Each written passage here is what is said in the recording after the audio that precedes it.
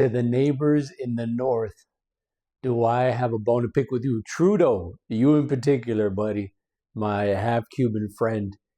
I don't know what you're doing over there. I don't know what is being taught. I don't know what culture is being inculcated, but it begs the question, okay? When she is sexy but stinky, it makes you wonder what in the world is happening? Is there a water shortage that I should know about? What is it about Canada in particular that I've had the misfortune of being greeted with? So therefore, I decide I am boycotting Canada. The only thing that I'm consuming from Canada is maple syrup. I will not give that up. That's really the best thing coming out of Canada, as far as I can tell. So let's get into it. So a few years back, I was obviously on Instagram messing around. Uh, a friend of mine sent me a comment, and then whatever. Anyways, I randomly like hit up this girl, and I saw that she was pretty. Middle Eastern girl, lived in Toronto, Ontario, one of the provinces that I'll be speaking about today. Anyhow, so we chop it up. I end up exchanging numbers with her, and then eventually I decide to go see her in Toronto, the Six as they call it. I'm not sure why, and I go out there, because we hit it off on the phone. I said, why not? Why not go? I got the free time. Went over there for about I think it was a few days. And mind you, this girl was, absolutely gorgeous in pictures and also in person. However, this was the kicker. I meet her, and yeah, like I said, she's absolutely gorgeous. And it's just like, what is going on? Like, such a beautiful girl, such a beautiful specimen. Like, why is she so stinky?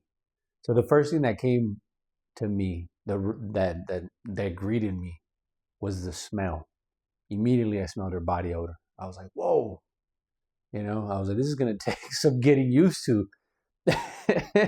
And I'm not gonna say any names, so I wish her the best. I hope she's doing well. I hope she found what she was looking for. I hope that she's found the love of her life. Nothing but positive vibes for her. But anyhow, I mean, the reality was she was stinky, and then the worst part was, a few worst parts rather, was that her teeth were horrible. I thought there was universal healthcare until I found out that dentistry is not covered there, so that's out of pocket. So that kind of made sense to me. Her teeth were absolutely hideous. They looked like they were ready to fall off. She looked like a pirate. And but at the end of the day, I can laugh all I want at her, but the reality was, it was a reflection of me, right? It was what I thought I could get. I figured, okay, she was pretty, so I just had to kind of overlook the fact that she had terrible teeth and smelled like God knows what. Um, but like I said, though, that was like the greatest irony, was that, like, I guess she thought with her look she can get very far. And I kind of encouraged the showering. I was like, hey, like, aren't you gonna shower? Like, it's been a long day. It's time to get freshened up. Because I noticed that, like, day after day, I was just like, what is going on? This homegirl's just getting ready, reapplying makeup, reapplying deodorant, not showering. I was like, what is going on? So immediately I was like, man, and I think I was just too nice, too scared of the potential consequences of calling her out for her lack of hygiene. And I was frightened, frankly, because I thought that in this case, right, she had the upper hand for sure in the relationship.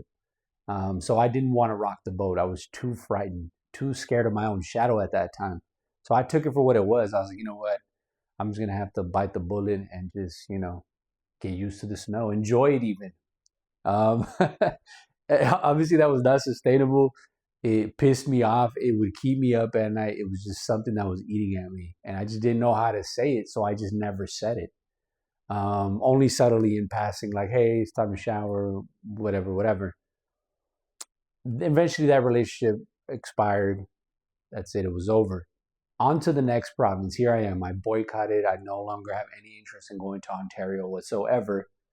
I ended up meeting another chick from Edmonton. I said, you know what? Let's give it a go. It can't happen again, right? And sure enough, I met this girl, beautiful, gorgeous, like, as what they call in the streets, busty, as they say, right? Thick in all the right places. Really nice, really pretty. Also Middle Eastern girl. Same thing, like I go to Edmonton, out there for like 3 days. And sure enough, I was like, another one that did not shower. I just could not understand for the life of me. I was like, I get it. My sample size is small. Two provinces, two um, Canadian girls of Middle Eastern extraction. Maybe that's the reason why. I don't know for a fact. But the same thing happened again. Lack of showering. And again, I could not understand. I was like, why would a girl this beautiful, this gorgeous, like just not prioritize her hygiene? Um, and so I just could not do this again. I was like, there's no way I'm getting into a relationship with another stinky girl. Sexy but stinky. I just couldn't do it again. So I was like, what is it about Canada?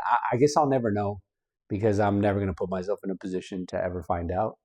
And granted, my sample size is small.